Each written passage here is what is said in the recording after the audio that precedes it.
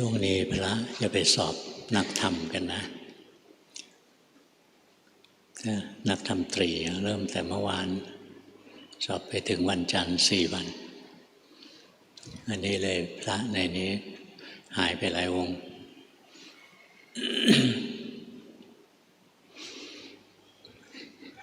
พวกเราเป็นระดับสาวกนะเรารู้ด้วยตัวเองไม่ได้ก็ต้องเรียน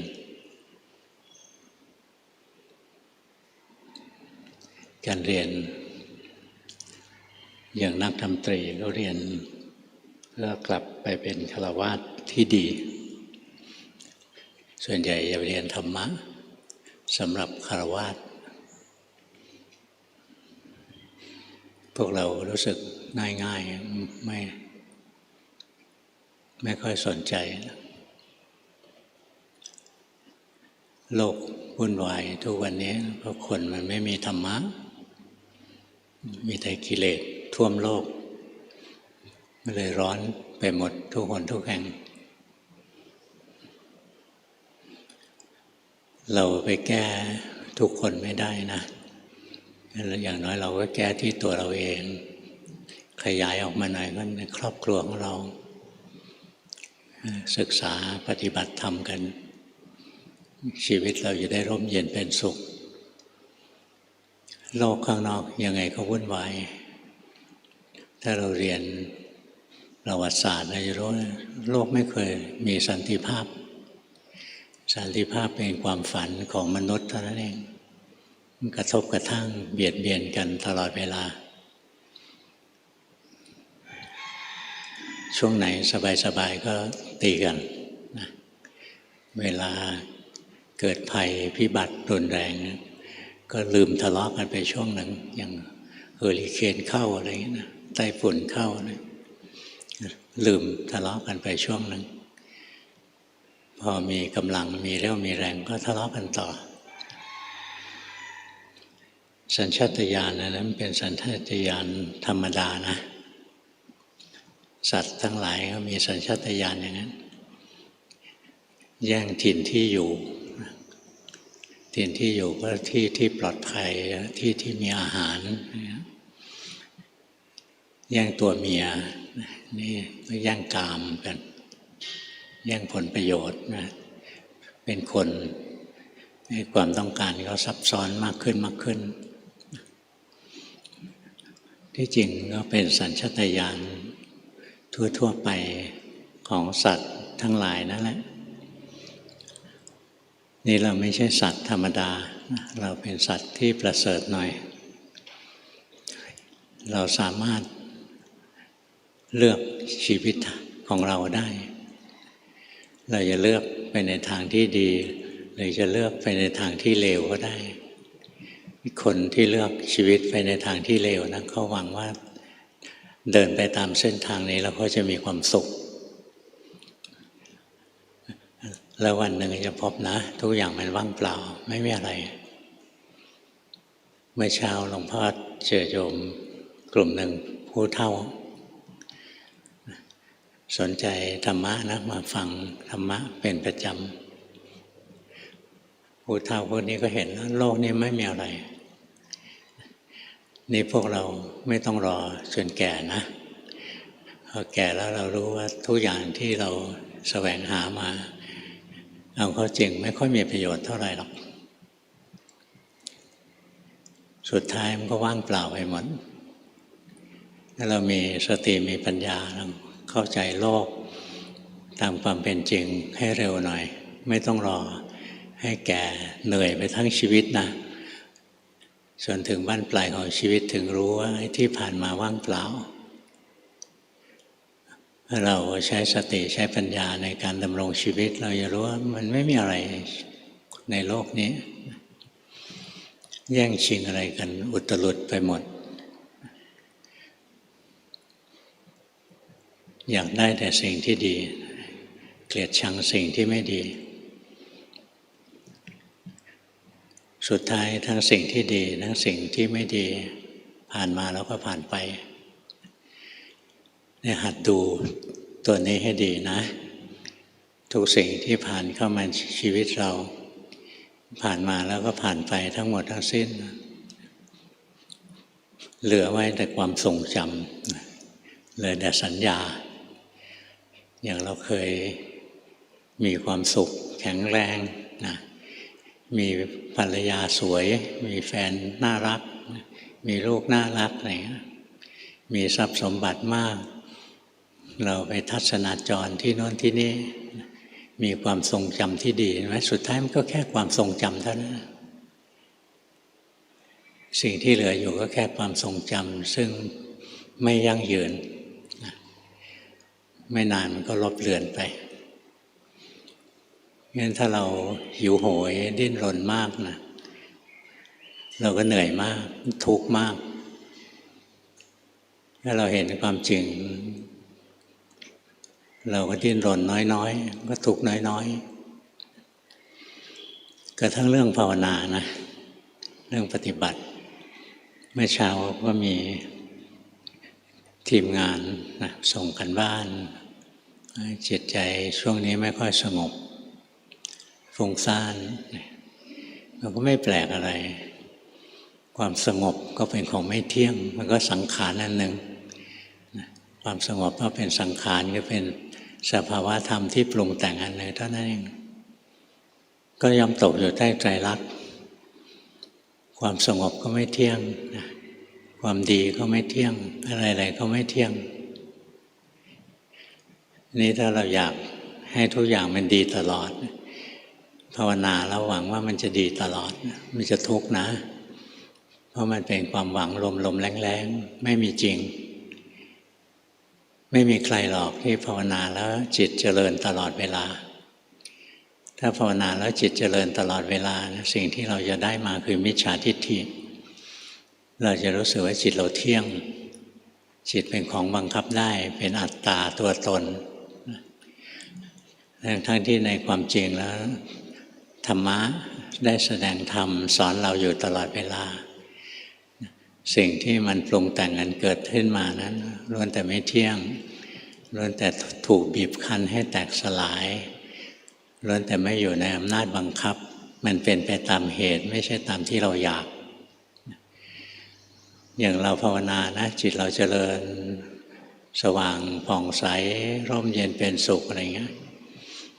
ผ่านไปทั้งที่ภาวนาเหมือนกันทุกวันเอามันกลับเสื่อมให้ดูไม่ต้องตกใจนะอันนั้นธรรมะกำลังสอนเราอยู่ถ้ามันเจริญลูกเดียวเราจะเกิดเป็นมิจฉาทิฏฐินะแต่ถ้าเราเห็นความจริงว่าสิ่งทั้งหลายเกิดขึ้นตั้งอยู่แล้วก็ดับไปเราจะได้ความจริงคือสัมมาทิฏฐิเพราะงั้นฌานสมาบัติหรือสมาธิอะไรเนี่ยไม่ใช่ของที่ยั่งยืนอะไรเกิดแล้วก็ดับทั้งสิ้นนะอย่าว่าแต่ฆราวาสอย่างพวกเรานะพระก็เหมือนกันพระนะถ้าท่านไม่ฝึกไม่ซ้อมในการทำสมาธินะจิตมันก็ไม่สงบนะจิตมันก็ออกทำงานมากเกินไปเหนื่อย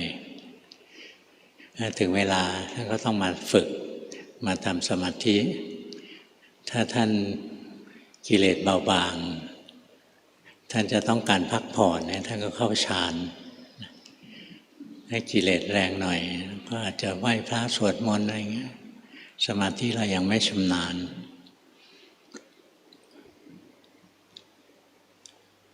หลวงพ่อพุธนะท่านเคยเล่าให้หลวงพ่อฟังว่าท่านเป็นลูกศิษย์หลวงปู่เสาใครเคยได้ยินชื่อหลวงปู่เสาไหมยกมือสิใครเคยได้ยินได้เป็นอาจารย์ของหลวงปู่มั่นอีกทีหนึ่งนะแต่สององค์นี้ท่านก็ถือว่าเป็นคนร่วมสมัยกันยุคเดียวกันมีเจ้าคุณอุบาลีของหลวงปู่เสานะวันหนึ่งท่านก็บอกกับเนนพุทธตอนนั้นหลวงพ่อพุธยังเป็นเนนบอกเนนวันนี้จิตของข้าไม่สงบเนี่ยฟังแล้วหลวงพ่อพุธบอกตอนนั้นท่านงงไม่ครูบาอาจารย์ระดับนี้บอกวันนี้จิตถ้าไม่สงบจิตไม่สงบนะไม่ใช่จิตที่หลงไปในกามอย่างที่พวกเราไม่สงบนะ แต่จิตท่านออกพิจารณาธรรมะเพราะฉะนั้นขนาดจิตพระที่ว่าบริสุทธิ์หมดจดนะบางวันก็สงบอยู่เฉยๆบางวันบางเวลาจิตก็ออกพิจารณาธรรมะออกเจริญปัญญาบางองค์ก็เข้าฌานสมาบัติเป็นเครื่องอยู่เป็นวิหารธรรมไม่ได้ทำเพราะกิเลสนะทำเป็นเครื่องอยู่ทำเป็นที่พักผ่อนเพราะจิตมันก็เป็นอนัตตามันก็ต้องการพักเหมือนกันใช้งานมันทั้งวันทั้งคืนมันก็เหนื่อย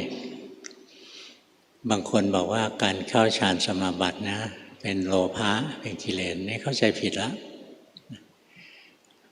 ขนาดพระสารีบุตรนะถึงเวลาบางทีท่านเข้านิโรธสมาบัตินะก็เข้าสมาบัติเข้าสมาธินั่นแหละพระพุทธเจ้าก็เข้าสมาบัติท่านไม่ได้เข้าเพราะโลภะแต่ท่านเห็นว่าตอนนี้สมควรที่จะได้พักผ่อนให้จิตมันได้พักผ่อนนะท่านก็ให้จิตมันพักผ่อนถึงเวลาก็เอาจิตออกมาทำงานตราบใดที่ยังมีธาตุมีขันธ์อยู่ทำงานมากๆมันก็เหนื่อยร่างกายทำงานมากมันก็เหนื่อยจิตทำงานมากนะจิตมันก็จะรีเจ็คนะอย่างแสดงธรรมทุกวันเนี่ยไม่มีใครทำได้จริงหรอกนะแสดงธรรมไปเรื่อยๆนะถึงจุดหนึ่งนะจิตมันต้องการพักแล้วมันไม่ยอมแสดงเวลาใครมาถามธรรมะนะแบงค์ไปเลยไม่มีคำตอบถ้าถึงจุดนี้นะพระอริยเจ้าทั้งหลายในอดีตท่านก็พักของท่านเหมือนกันอย่างพระสารีบุตรนะท่านก็เข้านิโรธสมาบัติอย่างเงี้ยพระมหากัสสปะท่านก็เข้านิโรธสมาบัติท่านมีกิเลสเลยถึงไปเข้าสมาธิไม่ใช่ท่านเข้าไปพักผ่อนอย่างถ้าท่านเข้านิโรธสมาบัตินะออกจากนิโรธสมาบัติมาท่านก็พิจารณาเลยว่าท่านจะไปสงเคราะห์ใครอานิสงส์จากการทำบุญกับพระที่ออกจากนิโรธสมาบัตินะเป็นอานิสงส์ที่แรงเพราะเวลาเข้านิโรธสมาบัติเนี่ยท่านเข้าทีละ7 วันจริงๆเข้านาทีหนึ่งก็ได้นะแล้วแต่จะอธิษฐานแต่พอเข้าไปหลายๆวันนะร่างกายยังไงก็ร่างกายมนุษย์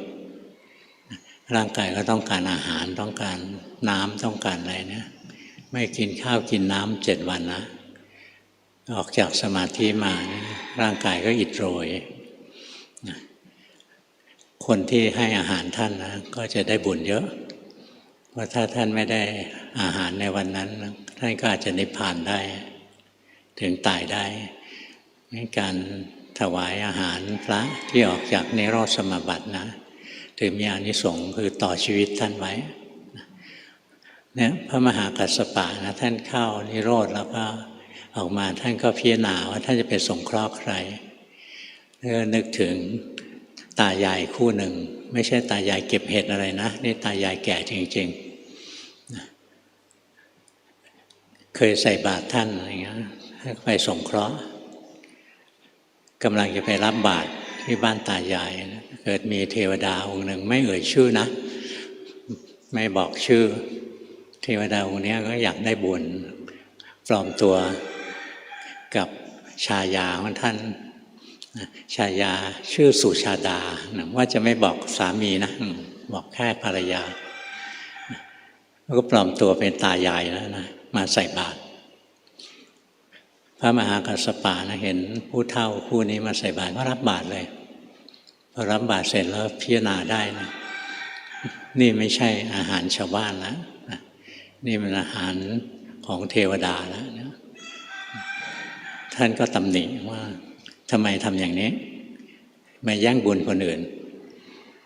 เทวดาท่านนั้นท่านฉลาดนะท่านก็บอกว่าท่านก็ต้องการบุญเหมือนกันนะถ้าเป็นเทวดาแล้วไม่รู้จักทำบุญนะเดี๋ยวบุญก็หมดเหมือนกันละเพราะฉะนั้นท่านก็ถือว่าท่านเป็นสัตว์ที่ตกทุกข์ได้ยากเหมือนกันนะการทำบุญเป็นหน้าที่ของท่านเป็นกิจที่ควรทำนะเห็นไหมขนาดพระอรหันต์ยุคก่อนนะท่านก็เข้าสมาธิกันนะไม่ใช่ไม่เข้าสมาธินะ รุ่นหลังๆนะชักจะเลอะเทอะเราบอกการเข้าสมาธินั้นเป็นกิเลสนะพี่ลึกจังมันเป็นกิเลสสำหรับคนมีกิเลสนะอย่างเวลาเกิดปีติมีปีตินะโอ้ยมันมีความสุขท่วมท้นปีตินะมันอาการของมันนะเป็นความสุขที่ท่วมท้นเลยนะรุนแรงนะก็คนไม่มีสติไม่มีปัญญาพอจิตเกิดปีติก็ดีใจหลงให้เนี่ยมีโลภะเกิดขึ้นนะแต่คนต้องผ่านกิเลสพวกนี้มาแล้วนะมีปีติเกิดขึ้นก็สักแต่ว่าปีติแล้วก็จะเห็นนะปีติเองก็ตกอยู่ใต้ไตรลักษณ์จิตก็วางปีติก็กลายเป็นความสุขที่ประณีตนะแล้วก็ต่อมาก็เห็นอีกมีปัญญาเห็นนะความสุขที่ประณีตก็ยังตกอยู่ใต้ไตรลักษณ์จิตก็วางความสุขที่ประณีตนั้นเข้าไปสู่อุเบกขาเวลาอยู่ในอุเบกขานะคนซึ่งมีกิเลสอยู่ก็จะติดอกติดใจชอบแต่ท่านที่พ้นตรงนี้ไปแล้วนะท่านก็เป็นอุเบกขาเป็นเครื่องอยู่ของท่านหลวงพ่อเคยเห็นครูบาอาจารย์จำนวนมากนะสมัยที่30-40 ปีก่อนนะครูบาอาจารย์ยังมีเยอะหลวงพ่อก็ออกไปกราบไปไหว้ไปศึกษาแต่องค์นั้นองค์นี้อยู่นะก็เห็นนะแต่ละองค์มีเครื่องอยู่แตกต่างกันนะอย่างหลวงปู่ดูลนะท่านอยู่กับความว่างท่านอยู่กับความว่างแต่ท่านไม่ได้ติดความว่างท่านอยู่กับสุญญตาวิหารจิตท่านว่างโลกนี้ก็ว่างจิตไม่ดิ้นรนปรุงแต่งอะไรบางองค์ท่านอยู่กับเมตตาอัปปมัญญาอย่างหลวงปู่เทศเนี่ยมีเมตตาอัปปมัญญาบางองค์นะท่านก็พิจารณาธรรมะเป็นเครื่องอยู่บางองค์ท่านก็ดูผีสางนางไม้อะไรเงี้ยแล้วท่านก็ส่งเคราะห์ไปเนี่ยเครื่องอยู่ท่านอยู่อย่างนี้แล้วท่านถนัดท่านก็สบายอย่างพระอนุรุทธะนะสมัยพุทธกาลนะพระอนุรุทธะเครื่องอยู่ของท่านนะคือการมองโลกมองจักรวาลแล้วจิตท่านว่องไวมากท่านสามารถเห็นโลกธาตุตั้งพันโลกเนี่ยแต่ไม่ได้เห็นแบบหลงเพลินท่านเห็นโลกธาตุตั้งพันโลกนะเกิดดับในเวลาครู่เดียวเองนะคือสามารถใช้เวลานิดเดียวเนี่ยมองออกไปเนี่ยเห็นโลกธาตุตั้งพันโลกนะมีแต่ความไม่เที่ยงเป็นทุกข์เป็นอนัตตาไม่ได้ดูอย่างหลงนะไม่ใช่ดูตรงนี้เห็นเทวดาแล้วก็มองเอานั้นหนังฟ้ามันสวยอะไรเงี้ยไม่ใช่แต่ว่ามันเป็นเครื่องอยู่ของท่านทำของท่านมาอย่างนั้นท่านอยู่อย่างนี้แล้วแข็งแรงท่านไม่นอนตั้ง50 กว่าปีตั้งแต่บรรลุพระอรหันต์นะท่านไม่นอนกลางคืนนะท่านก็นั่งดูจักรวาลดูอะไรไปนั่นเป็นเครื่องอยู่ของท่านกลางวันท่านก็สงเคราะห์โลกสงเคราะห์มนุษย์ไปงั้นลีลาอาการของผู้ทรงฌานนะหรือท่านผู้บริสุทธิ์หลุดพ้นอะไรเนี่ยไม่ใช่เรื่องที่ปุถุชนจะคาดเดาได้คาดเดาได้ไม่ได้เป็นอาจินไตยนะอย่างลีลาอาการของท่านผู้ทรงฌานนะคนไม่ได้ฌานไม่มีวันเข้าใจนะหรือจิตใจของท่านผู้บริสุทธิ์หลุดพ้นนะคนที่ไม่บริสุทธิ์ก็ไม่เข้าใจงั้นบางทีทุกวันนี้นะเห็นออกมาสอนธรรมะกันเกลื่อนไปหมดเลยนะเราก็แย้งพระไตรปิฎกบางทีก็แสดงวาทะแหลมคมดูแล้วฉลาดเหลือเกินอย่างบอกว่าไม่ควรไหว้พระพุทธรูปนะไปไหว้มันทำไมเป็นทองเหลืองทองแดงเป็นก้อนอิฐก้อนหินนะไปไหว้มันทำไมก็โง่เองไปเห็นแต่ก้อนหินนะไปเห็นแต่ทองเหลืองทองแดงถ้าไหว้แล้วจิตใจเราระลึกถึงพระพุทธเจ้านะมันเป็นบุญอันยิ่งใหญ่นะไม่ใช่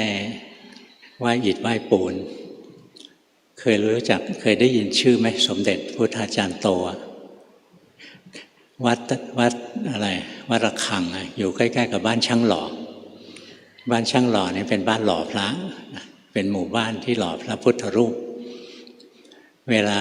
ก่อนจะหล่อพระพุทธรูปนั้นเขาจะเอาดินมาปั้นเป็นหุ่นก่อนเป็นโครงรูปร่างคล้ายๆพระ เหมือนรูปร่างเหมือนพระแต่ไม่มีรายละเอียดเราก็เอาขี้ผึ้งมาพอกมาแต่งให้เป็นพระแล้วก็เอาขี้บัวละลายน้ำนะมาทาบนขี้ผึ้งอีกทีเป็นชั้นแห้งแล้วทาแล้วค่อยเอาดินมาพอกอะไรเงี้ยแล้วก็เวลาจะหล่อพระก็เอาไฟสูงขี้ผึ้งก็ไหลออกมาเกิดช่องว่างแล้วก็เทหล่อได้เวลาสมเด็จโตเดินผ่านเห็นเขาปั้นหุ่นดินไว้ยังเป็นแค่รูปร่างเป็นโครงพระพุทธรูปนะท่านไหว้นะคนก็ถามท่านไปไหว้ดินทำไมยังไม่สำเร็จเป็นพระเลยท่านบอกว่าท่านเห็นว่าเป็นพระแล้วนะเพราะงั้นการที่ท่านไหว้แล้วท่านก็ระลึกถึงพระนะเห็นแค่ก้อนดินนั่นแหละเราไหว้โดยนึกว่านี่คือพระพุทธรูปคือตัวแทนสัญลักษณ์ของพระพุทธเจ้าบุญได้เกิดเรียบร้อยแล้ว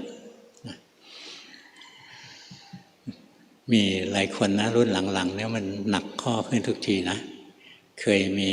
ก่อนหน้านี้มีพระบางองค์บอกว่าถ้าเอาพระชินราชมาถวายนะจะเอาเลื่อยตัดให้เป็นท่อนๆเลยจะได้ไม่ยึดถือไม่ยึดถือแล้วเสือกไปตัดเขาทำไมล่ะที่จะตัดเขาก็เพราะยึดถือยึดอะไรยึดความคิดความเห็นนี่กิเลสนะมองไม่เห็นนะพอมองไม่เห็นแล้วก็แพร่วาทะที่แหลมคมออกไปพอวาทะที่แหลมคมแพร่ออกไปนะคนฟังซึ่งเขาเบาปัญญานะก็หลงตามพอถ่ายทอดมิจฉาทิฏฐิออกไปอันตรายมากนะเวลา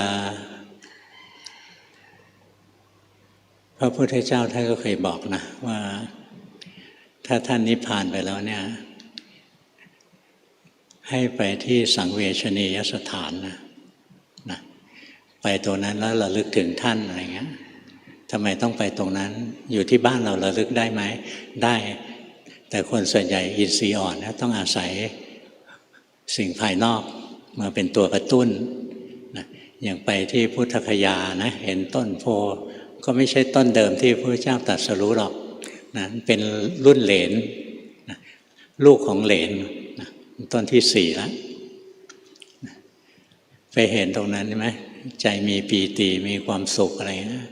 เป็นบุญหรือเป็นบาปใจก็เป็นกุศลนะแล้วไปตรงนั้นนะนึกถึงพระพุทธเจ้านะแต่เดิมท่านก็เหยียบย่ำอยู่บนแผ่นดินนี้ท่านเหยียบทรงแผ่นดินนี้จริงหรือไม่จริงเพราะดินตรงนี้งอกขึ้นมาหลายเมตรแล้วไอ้ตรงที่ท่านเคยเหยียบนั้นอยู่ใต้ลงไปอีกหลายเมตรแล้วแต่เราไปตรงนั้นนะใจเราก็น้อมระลึกว่าโอ้ตรงเนี้ยพระพุทธเจ้าท่านเคยเสด็จผ่านนะรอยพระบาทของท่านเคยเหยียบอยู่ตรงนี้อะไรเงี้ยพอใจเราระลึกอย่างนี้นะใจก็เป็นกุศลนะงั้นท่านถึงบอกว่าถ้าเราไปสังเวชนียสถานเนี่ยระลึกถึงพระพุทธเจ้านะเราก็มีสุขติเป็นที่ไปเราไม่ต้องรอตายนะไปดูให้ดีเถอะคนที่อยู่ตามสังเวชนียสถานเนี้ยจิตมีปีตินะมีความสุขหล่อเลี้ยงจิตเป็นเทวดาอยู่แล้วล่ะมีเป็นกุศลนะคนซึ่งอินทรีย์ยังอ่อนก็ต้องอาศัยวัตถุแสงสีเสียงเป็นเครื่องเร้าศรัทธาให้เกิดเหมือนอย่างเราเห็นพระพุทธรูปสวยๆจิตใจเรามีความสุขเนี้ยคิดถึงพระพุทธเจ้าคิดว่าพระพุทธศาสนายังดำรงอยู่ตรงนี้จิตใจเราก็อิ่มเอิบขึ้นมาเวลาบางทีหลวงพ่อเหนื่อยๆนะหลวงพ่อก็หลบออกจากวัดไปถ้าอยู่วัดเนี่ยยุ่งทุกวันนะโยมมาวันหนึ่งเป็นร้อยทุกวันหลวงพ่อหลบไปตามวัดนะอย่างที่อยุธยาอะไรเนี่ยบางทีไปเดินไปเจอโบราณสถานทรุดโทรมพังพระพุทธรูปนะตัวพระพุทธรูปไม่มีละมีแต่หินที่แกะเป็นเข้าโครงของพระพุทธรูปแตกกระจายทีเขาก็หยิบมากองไว้หลวงพ่อเห็นหินพวกนั้นหลวงพ่อไหว้นะหลวงพ่อไหว้นะก้อนหินพวกนั้นนะเราไหว้แล้วเราก็ลึกถึง พระพุทธเจ้านะนึกถึงคุณงามความดีของท่านแล้วก็เตือนตัวเองว่าเราจะต้องเดินตามท่านไปนะเราจะต้องไม่ยอมแพ้กิเลสไปไหว้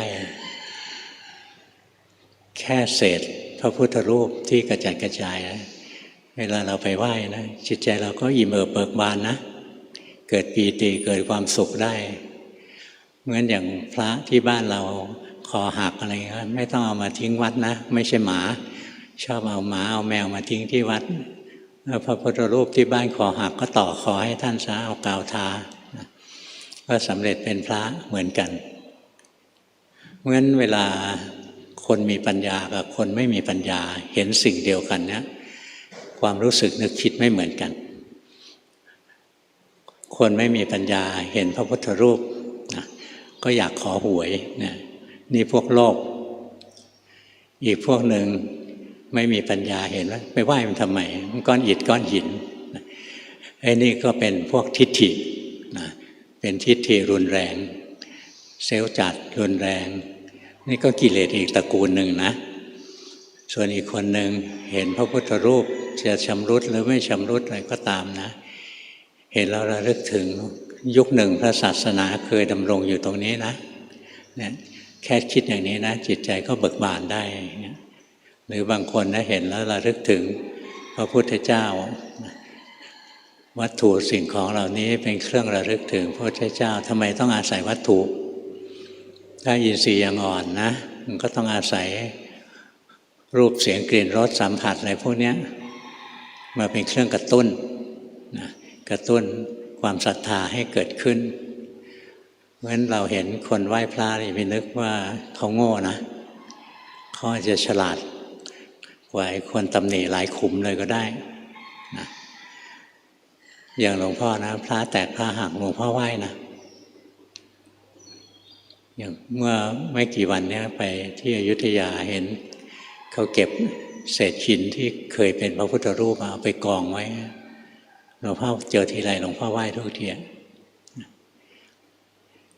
พอเราไหว้นะพูดไปก็ไม่ดีเดี๋ยวพิลึกเกินไปนะดูพอพูดเรื่องพิลึกแล้วจิตใจตื่นตัวเป็นแถวเลยกระทั่งพวกที่อยู่ที่บ้าน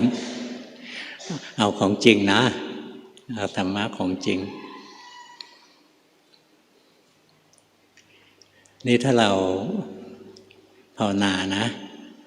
หัดสังเกตจิตใจของเราไปจิตใจของเราที่มีความทุกข์เพราะว่ามันดิ้นรนที่มันดิ้นรนเพราะมันมีความยึดถือเพราะมันมีความอยากมันก็เลยดิ้นรนดิ้นทีไรก็ทุกทีทำไมมันอยากเพราะมันไม่เป็นกลางมันยินดีมันชอบอันนี้บ้างมันยินร้ายมันเกลียดอันนี้บ้างพอมันชอบสิ่งนี้มันเกลียดสิ่งนี้นั้นก็เกิดการดิ้นรนถ้าชอบก็ดิ้นรนแสวงหาให้ได้มา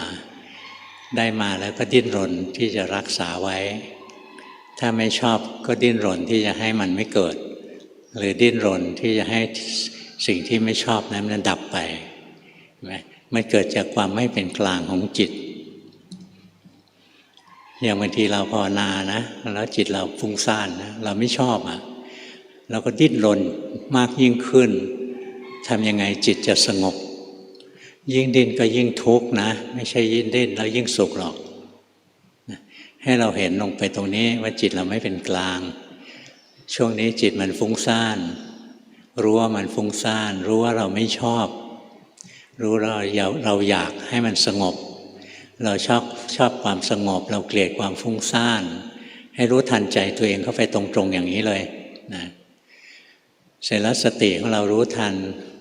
ความชอบความไม่ชอบที่ไม่เป็นกลางเนี่ยไม่เป็นกลางเพราะรักไม่เป็นกลางเพราะเกลียดอะไรเงี้ยเรารู้ทันนะพอสติเกิดนะ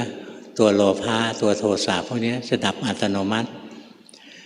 จิตเราจะเป็นกลางด้วยกำลังของสตินะจะเป็นกลางด้วยกำลังของสติเพราะงั้นเวลาที่เราภาวนาเราเจอสภาวะที่ดีใจเราชอบ แล้วเราเพลินอันนี้เรายังไม่ฉลาดจริงถ้าเราเจอสภาวะที่ดีใจเราชอบรู้ว่าใจชอบจิตมีราคะเนี่ยผูกพันชอบมันไม่เป็นกลางรู้ว่าชอบอันนี้เราได้บุญที่ใหญ่ยิ่งกว่าเก่านะเราได้สติได้ปัญญาที่สูงกว่าเก่าอีกเจอสภาวะที่ไม่ชอบเช่นจิตฟุ้งซ่านนะเรารู้ทันว่าจิตฟุ้งซ่านเราเห็นจิตใจเราไม่ชอบความฟุ้งซ่านสติเกิดปุ๊บความไม่ชอบคือโทสะตัวนี้ก็จะดับจิตก็จะเข้าสู่ความเป็นกลางด้วยกำลังของสติอันนี้สำคัญนะพวกเราเพราะฉะนั้นเวลาสภาวะอะไรเกิดขึ้นถ้าเราชอบให้รู้ทันถ้าเราไม่ชอบให้รู้ทันตรงที่เรารู้ทันนะเรียกมีสติรู้ทันโลภะโทสะที่เกิดขึ้นในใจเราสดๆร้อนๆเนี่ยโลภะโทสะดับจิตจะเข้าสู่ความเป็นกลางด้วยกำลังของสติการเข้าด้วยสู่ความเป็นกลางมีอีกนะได้หลายแบบอย่างจิตเรานะเห็นโลกนี้วุ่นวายเราไม่ชอบนะเราก็ทิ้งมันไม่สนใจนะน้อมจิตทำสมาธิไปจิตเรารวมเราลืมโลกข้างนอกแล้วเนี่ยจิตเราเป็นกลางกับโลกข้างนอกเพราะไม่สนใจนะอันนี้จิตเรามีสมาธิขึ้นมานะคนจะชมตอนนี้เราก็เฉยคนจะด่าตอนนี้เราก็เฉยเพราะกำลังของสมาธิงั้นหลายคนนะบอกว่าตอนนี้จิตของเขาดีเป็นพระอริยะชั้นสูงแล้วคนชมก็เฉยคนด่าก็เฉยบอกไม่ใช่หรอกของเธอจิตมันติดสมาธินิ่งๆอยู่มันน้อมจิตไปนิ่งคนมาชมก็เฉยคนมาด่าก็เฉยลงเธอออกจากสมาธิเมื่อไหร่สิเขามาชมเธอเธอก็ฟูเขามาด่าเธอเธอก็เดือดนะแม้ไอ้นั้นทำเป็นว่าเป็นอุเบกขานะเป็นกลางเพราะสมาธิเชื่อถืออะไรไม่ได้จริงหรอกเดี๋ยวก็เสื่อมยังมีเป็นกลางสูงขึ้นไปอีกนะเป็นกลางเพราะปัญญาอย่างการที่เรามีสติรู้กายรู้ใจตามความเป็นจริงด้วยจิตที่ตั้งมั่นแล้วก็เป็นกลางอันนี้เป็นกลางด้วยสตินะเรารู้ไปเรื่อยๆต่อไปเราจะเห็นความจริงปัญญามันเกิดมันจะรู้ว่าทุกสิ่งทุกอย่างที่ปรากฏขึ้นนี้อยู่ชั่วคราวแล้วก็ดับความสุขเกิดขึ้นอยู่ชั่วคราวแล้วก็ดับความทุกข์เกิดขึ้นอยู่ชั่วคราวแล้วก็ดับกุศลหรืออกุศลเกิดแล้วก็ดับความสงบเกิดแล้วก็ดับความฟุ้งซ่านเกิดแล้วก็ดับเนี่ยจิตมันเดินปัญญาไปเรื่อยๆนะมีสติรู้ทุกสิ่งทุกอย่างด้วยความเป็นกลางไปนะจิตมันต้องตั้งมั่นนะถึงเห็นสภาวะได้ตั้งมั่นเนี่ยมันถอนตัวออกมาเป็นแค่คนเห็นแล้วพอไปเห็นสภาวะแล้วเนี่ยยินดีให้รู้ทันยินร้ายให้รู้ทันเราจะเป็นกลางด้วยกำลังของสติพอเรามีสติรู้กายรู้ใจตามความเป็นจริงด้วยจิตที่ตั้งมั่นและเป็นกลางปัญญามันจะเกิดไม่จะเห็นความจริงทุกสิ่งเกิดแล้วดับทั้งสิ้นนะนอกจากทุกข์ไม่มีอะไรเกิดนอกจากทุกข์ไม่มีอะไรดับแต่ในเบื้องต้นเรายังไม่เห็นหรอกว่านอกจากทุกข์ไม่มีอะไรเกิดไม่มีอะไรดับอันนั้นเป็นภูมิจิตภูมิธรรมของพระอรหันต์แล้วนะภูมิจิตภูมิธรรมของพวกเรานะฝึกไปแค่ว่าสิ่งใดเกิดสิ่งนั้นก็ดับหัดดูไปเรื่อยๆด้วยจิตที่เป็นกลางเพราะฉะนั้นจิตฟุ้งซ่านขึ้นมารู้ว่าฟุ้งซ่านไม่ชอบรู้ว่าไม่ชอบจิตจะเป็นกลางนะพอเห็นซ้ำๆไปเรื่อยไม่จะเห็นนะจิตฟุ้งซ่านเกิดแล้วก็ดับจิตสงบเกิดแล้วก็ดับจิตที่เป็นกุศลเกิดแล้วดับ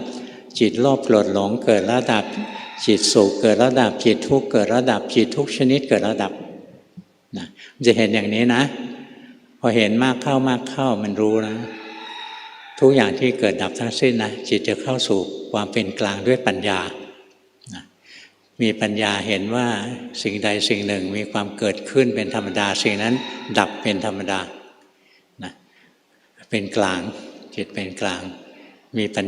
ญาตัวนี้เรียกว่าสังขารุเปกขาญาณ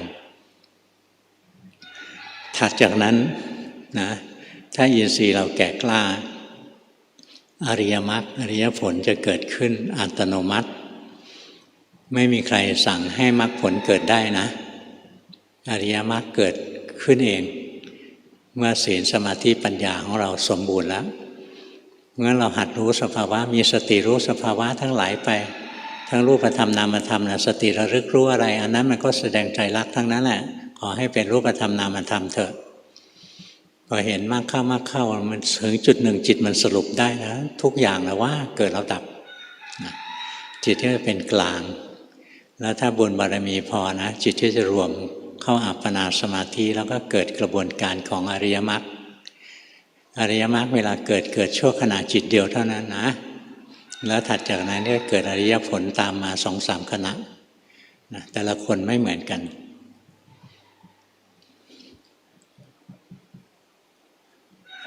เนี่ยจิตจะเป็นกลางนะมากขึ้นแล้วมันมีความเป็นกลางอีกชนิดหนึ่งนะแต่พวกเรายังไม่รู้ไม่เห็นคือเป็นกลางของท่านที่หลุดพ้นไปแล้วท่านเห็นโลกนี้ว่างจิตนี้ก็ว่างที่ผ่านมาเรารู้สึกว่าจิตของเรามีขอบมีเขตมีจุดมีดวงมีที่ตั้งมีการไปมีการมารู้สึกไหมเรารู้สึกจิตเรามีขอบเขตรู้สึกไหมจิตเราเคลื่อนไปเคลื่อนมาแต่พอท่านเข้าถึงความบริสุทธิ์หลุดพ้นแล้วนะจิตท่านไม่มีขอบเขตไม่มีจุดไม่มีดวงมีจุดมีดวงได้ก็ต้องมีขอบเขตไม่มีการไปการมามันว่างสงบสันติพ้นจากความปรุงแต่งสิ้นเชิงแล้วท่านไปทรงอยู่ตรงนี้นะท่านก็ได้พักผ่อนของท่านได้ริมรสธรรมะที่สมควรแก่ท่านเวลาสมัยพุทธกาลนะบางทีพระเข้านิโรธสมาบัติหรือเข้าฌานสมาบัติอะไรเนี่ยก็เข้าไปอยู่ในที่ที่ควรของท่านสมควรเป็นที่พักผ่อนอะไรเงี้ยสิ่งเหล่านี้มีอยู่ธรรมะไม่ใช่ของหลอกเด็กนะธรรมะเป็นของจริงเป็นสัจธรรมมันอยู่ที่เราเป็นคนจริงพอไหมที่จะเรียนธรรมะอยากเรียนธรรมะนะวางทิฏฐิมานะลงไปวางความเจ้าความคิดเจ้าความเห็นลงไปพวกเจ้าความคิดเจ้าความเห็นเนี่ยเวลาเข้าหาครูบาอาจารย์นะครูบาอาจารย์ไม่เอาด้วยนะสอนไม่ไหวสอนไม่ไหวก็ไม่สอนสัตว์โลกเป็นไปตามกรรมเห็นไหมไม่ได้ฝืนนะไม่ได้ฝืนกรรมไอ้คนนี้กิเลสรุนแรงมากเลยไม่สามารถปฏิบัติได้ก็ฝืนจะให้มันทำให้ได้ครูบาอาจารย์ก็ท่านก็ไม่ทำอย่างนั้นท่านก็ปล่อยเพราะฉะนั้นใครกลางเขี้ยวกลางเล็บมาเรียนกรรมฐานนะท่านก็ยอมท่านไม่เอาด้วยหลวงปู่มั่นถึงขนาดพูดนะของอวดเขี้ยวคือหมาอวดงาคือช้างคือตัวนี้เป็นภาษาอีสานนะแปลว่าอวดเขี้ยวเหมือนกับหมาอวดงาเหมือนกับช้างนะไม่มีสาระแก่นสารอะไรนะเจอคนอย่างนี้ครูบาอาจารย์ก็ถอยเสียแรงไม่สอนมันหรอกคนรุ่นเรายุคนี้ทิฏฐิมานะแรงนะนี่ต้องฝึกตัวเองให้มันอ่อนกระด้างเรียนธรรมะไม่ได้นะจิตที่กระด้างเป็นอุปกิเลสพร้อมที่จะเกิดกิเลส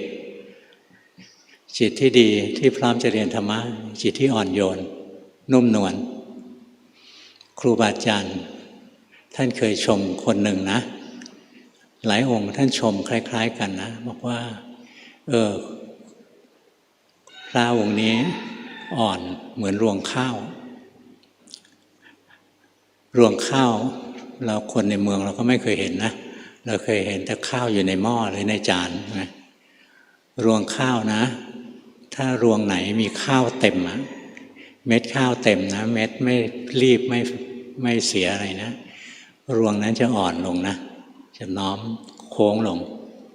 ถ้ารวงข้าวที่โดดเด่นอย่างนี้ไม่มีเนื้อหรอกท่านบอกจิตของใครเดียจิตของคนคนหนึ่งนะอ่อนเหมือนรวงข้าวอ่อนเหมือนรวงข้าวจิตที่อ่อนเข้าไปหาครูบาอาจารย์ด้วยจิตที่อ่อนด้วยจิตที่เคารพนะ จิตอย่างนี้พร้อมที่จะรับธรรมะจิตที่เป็นกุศลนะมันนุ่มนวลมันอ่อนโยนสุภาพเรียบร้อยนะไม่กระด้างนะลงด่าช็อตไม่ใช่หรอกนะไม่ใช่หรอกงั้นเราคอยกำราบวัชพืชนะต้นไมยราบในใจเรานะเต็มไปด้วยหนามเวลามีดอกก็ดูสวยขืนใครเขาไปแตะต้องนะถูกหนามตำเอาเจ็บทีแพ้เลยนะบวมบางทีสิ่งที่ดูสวยดูงามนะ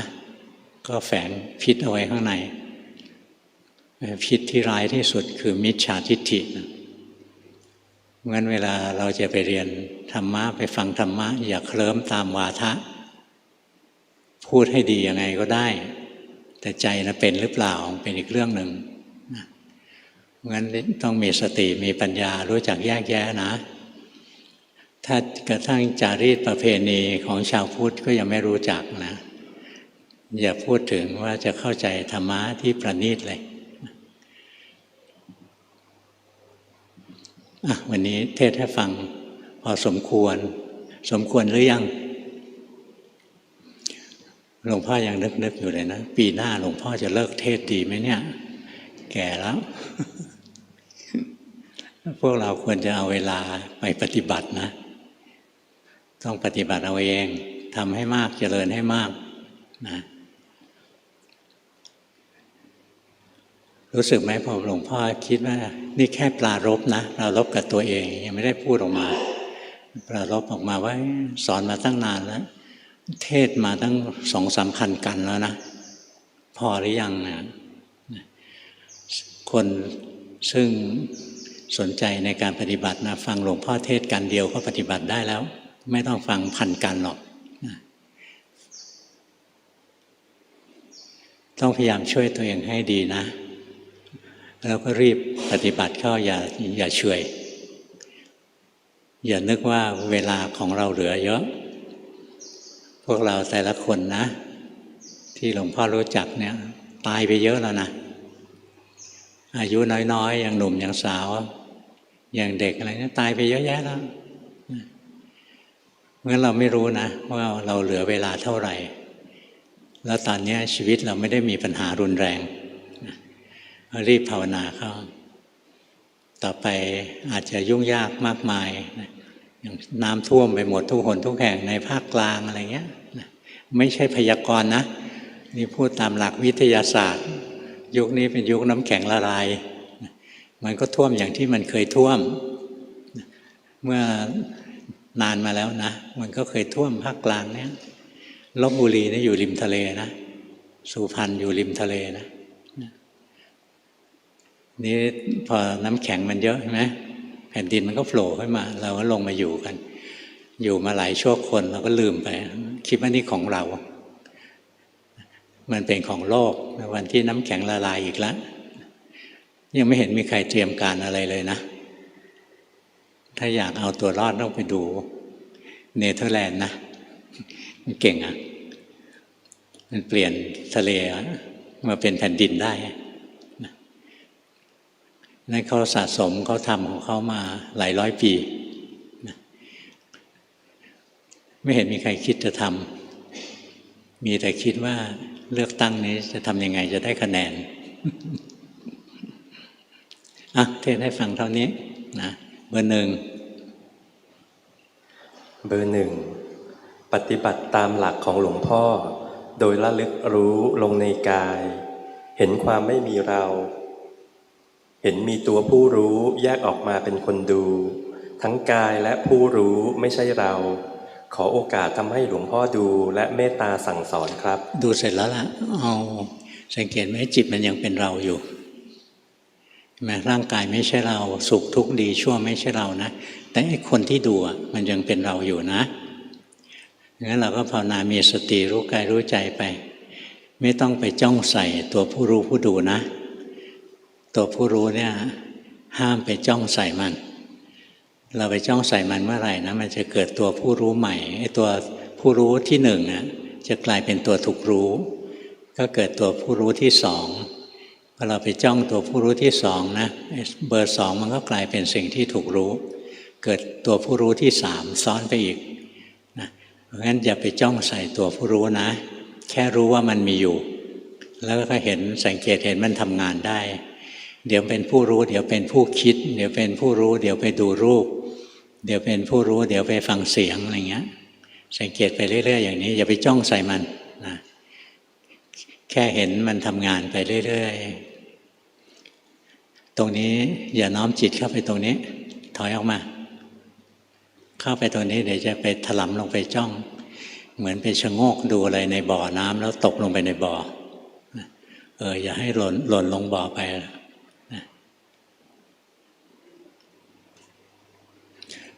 ตรงนี้เราแต่งจิตอยู่รู้สึกไหมเราแต่งจิตให้สงบเราแต่งจิตให้นิ่มนวลเรายังแต่งจิตอยู่รู้สึกไหมตรงเนี้ยหยุดปฏิบัติสิเลิกปฏิบัติตรงนี้กับตะเกียไม่เหมือนกันรู้สึกไหมโอ้ยไม่เอาอย่างนั้นไม่เอาไม่ต้องตั้งใจสังเกตเยอะไปถอยออกมามันจะไปติดสมาธินิ่งๆนะออกมาเป็นคนธรรมดาจิตอยู่ตรงนี้นะแล้วก็เห็นร่างกายกับจิตมันคนละอันร่างกายไม่ใช่เราสุขทุกข์ดีชั่วไม่ใช่เราจิตเองก็ทำงานเดี๋ยวเป็นผู้รู้เดี๋ยวเป็นผู้คิดเดี๋ยวเป็นผู้รู้เดี๋ยวเป็นผู้ไปดูอะไรเงี้ยแต่ถ้าเราไปน้อมจิตนิ่งๆอยู่นะปัญญามันจะไม่เกิดหรอกสมาธิชนิดนั้นมันแรงไปถอยออกมาถอยออกมาถอยออกมาอยู่ตรงนี้จำไว้นะตรงนี้ปัญญามันถึงจะเกิดส่วนเวลาที่เราจะต้องการความสงบจะเข้าไปอย่างที่ทำนั้นก็ได้นะแต่ว่าพอสงบพอสมควรแล้วถอยจิตออกมาอย่างนี้ตรงที่หลวงพ่อบอกตรงนั้นเราเดินปัญญาเอาแล้วมันจะเห็นนะตัวผู้รู้ก็เกิดดับเบอร์สองนั่งสมาธิ40 นาทีระหว่างวันฝึกสติรู้กายใจทำงานเห็นโทสะและราคะบ่อยรักษาศีล5ได้ดีขึ้นเมื่อเจอกับสิ่งเร้าแรงๆให้ผิดศีลโดยเฉพาะข้อ3ก็ยังมีพลาดทั้งที่รู้ว่ามีราคะแต่ไม่สามารถคุมได้เบนตัวเองมามาสเตอร์เบทจิตมีมารยาเข้าข้างตัวเองว่าดีกว่าผิดศีลทำสมาธิพอได้คิดว่ามาทางฌานขอหลวงพ่อช่วยตรวจสอบเพื่อเป็นแนวทางนำต่อไปครับเราชอบสมาธินะ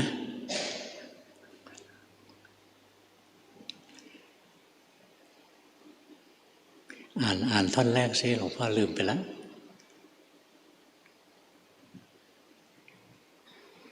นั่งสมาธิ40 นาทีระหว่างวันฝึกสติรู้กายใจทำงานเห็นโทสะและราคะบ่อยรักษาศีล5ได้ดีขึ้นเมื่อเจอกับสิ่งเร้าแรงๆให้ผิดศีลโดยเฉพาะข้อ3ก็ยังมีพลาดเวลาราคะมันรุนแรงเราสู้ด้วยปัญญาสู้ด้วยสมาธิสู้ด้วยสติอะไรไม่ไหวนะพิจารณาลงไปพิจารณาปฏิกูลพิจารณาสุภาพลงไปเลยนะส่วนมัสเตอร์เบทเราเป็นฆราวาสไม่ได้ผิดอะไรหรอกนะไม่ผิดศีลหรอกแต่ผิดธรรม เพราะมันทำกิเลสของเราให้แรงขึ้นนะแต่ก็ดีกว่าไปผิดไปเป็นชู้ใครเขานะระหว่างสิ่งที่โทษน้อยกับโทษมากก็เอาโทษน้อยไว้ก่อนถ้ายังสู้ไม่ไหวแต่หัดพิจารณาอสุภกรรมฐานไว้ให้เยอะนะตัวนี้ทำให้มากไม่งั้นเราสู้ไม่ได้หรอกต้องใช้อสุภะไปสู้นะใช้ปฏิกูลพิจารณาตัวเองไปก่อนนะพิจารณาตัวเองเป็นปฏิกูลเป็นอสุภะ อาจจะดูตั้งแต่ในปากของเราเนี่ยในปากของเราเนี่ยเป็นสุภะหรืออสุภะมีน้ำลายมีฟันมีคราบสกปรกนะเกาะฟันอยู่อะไรเงี้ยไล่ลงไปมีกลิ่นไม่สะอาดนะเนี่ยพิจารณาตั้งแต่นี้เราไล่ลงไปนะถึงกระเพาะถึงลำไส้นะถึงทวารไล่พิจารณาไปมันสวยมันงามมันดีไหมกินของสวยของงามของดีเข้าไปไหมพอเข้าปากไปแล้วเคี้ยวไปแล้วนะคายออกมาดูให้กินอีกทีหนึ่งกินไม่ลงแล้วเนี่ยทำไมของดีๆของสวยของงามพอเข้าปากเราแล้วดูน่าเกลียดอย่างนั้นเพราะร่างกายของเรามันน่าเกลียดมันสกปรกเนี่ยพิจารณาบ่อยๆนะพิจารณาเข้าไปแล้วราคะมันจะไม่มีฤทธิ์กับเราหรอกเบอร์ 3ระหว่างวันหายใจเข้าพุทออกโทจิตหลงคิดคอยรู้ทุกกลางอกจิตหลงคิดทีไรทุกทีเห็นมานะอัตตาในรูปแบบเดินจงกรมเช้าเย็นครั้งละครึ่งชั่วโมงตอนเย็นก่อนนอนจะสวดมนต์เดินหายใจเข้าก้าวซ้ายพุทหายใจออกก้าวขวาโทจิตหลงไปคิดก็ตามรู้หยุดเดินแล้วตั้งต้นใหม่บางครั้งฟุ้งซ่านมากเหลือแค่ก้าวเท้ากับพุทโธทิ้งลมเพราะรู้สึกแน่นทำถูกไหมคะถูกนะสังเกตกิเลสของตัวเองไปเรื่อยๆเราจะเห็นกิเลสซับซ้อนมากมายแต่เดิมเราคิดว่าเราเป็นคนดีนะเราภาวนาแล้วโอ้โหกิเลสทั้งนั้นเลยของเบอร์ 3ไปสังเกตตัวนี้นะตัวมานะอัตตาตัวนี้กูแน่กูหนึ่งกูไม่กลัวใครกูเก่งอะไรพวกนี้ดูพวกนี้มันจะแรงนะค่อยๆรู้ไปกิเลสตัวไหนเด่นขึ้นมันก็รู้มันไปมันก็จะพัฒนาไปเราจะรู้เลยนะถ้าเราตามใจกิเลสเมื่อไหร่ความทุกข์จะเกิดขึ้นเบอร์ 4ภาวนาในรูปแบบวันละมากกว่า1 ชั่วโมงแต่ยังไม่เป็นกลางรู้สึกจิตไม่มีกำลังรู้สึกว่าที่วัดมีเทวดาไปแล้วมีกำลังเลยอาศัยไปวัดบ่อยเท่าที่จะทำได้แต่ก็ยังรู้สึกว่าปัญญาล้ำหน้ามาในใจคอยบอกว่าเป็นกลางไม่ได้หรอกแต่ก็ไม่เลิกรู้สึกภาวนาไปไม่มีอะไรใหม่ครับธรรมะมันก็ของเก่านะรูปมันก็ของเก่าเวทนาสัญญาสังขารใครๆเขาก็มีมาแต่ไหนแต่ไรหมาก็มีแมวก็มีนะ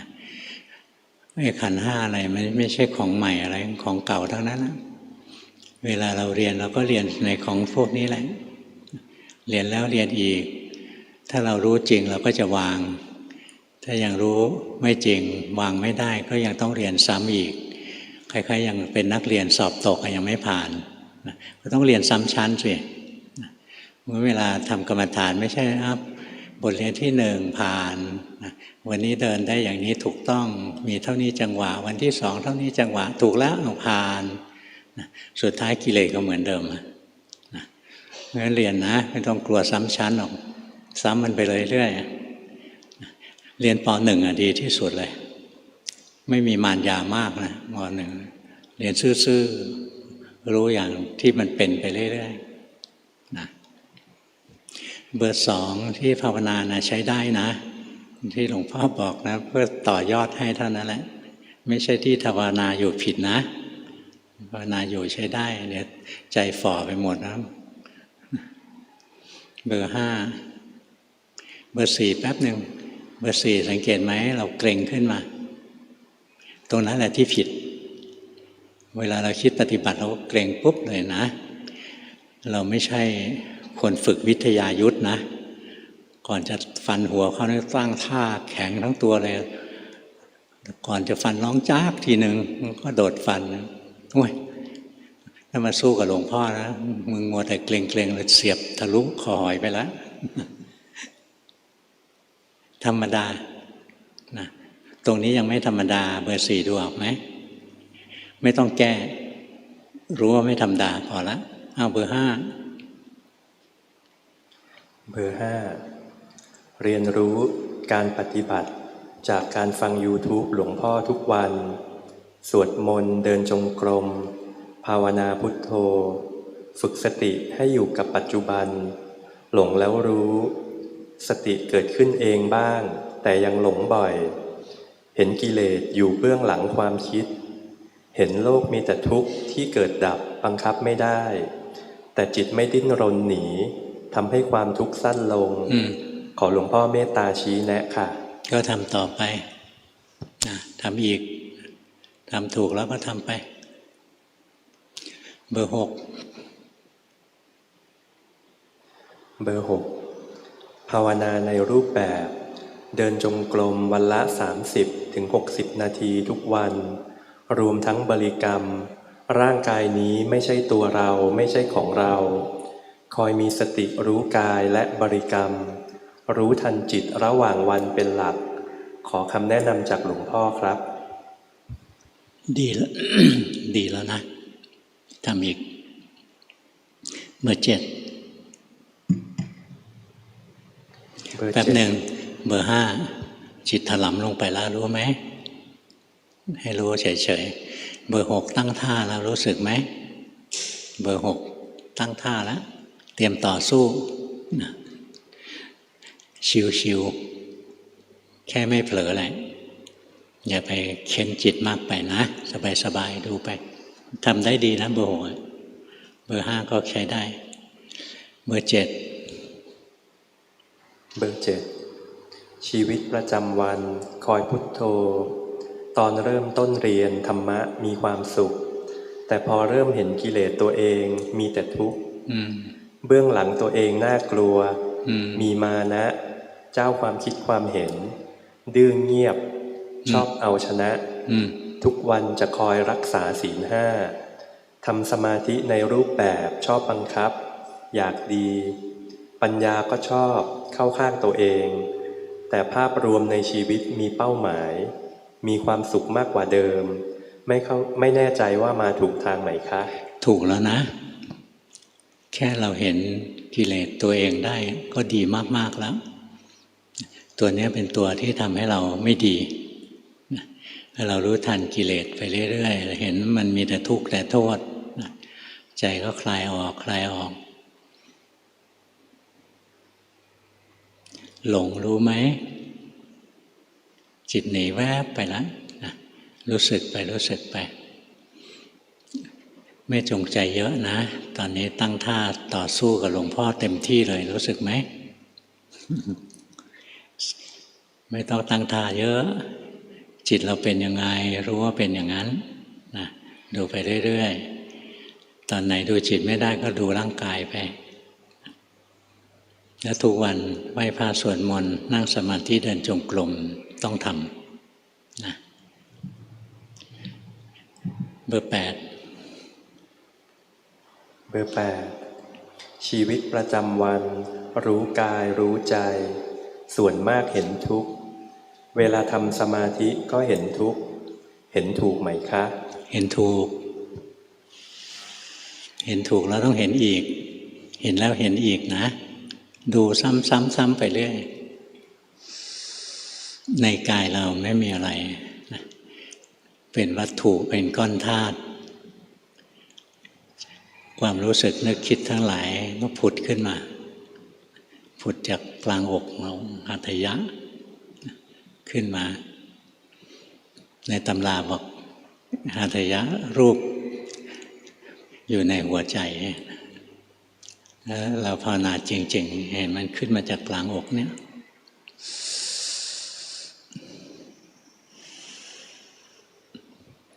หลงหรือยังเบอร์ 8เห็นไหมหลงคิดก็รู้ไม่ว่า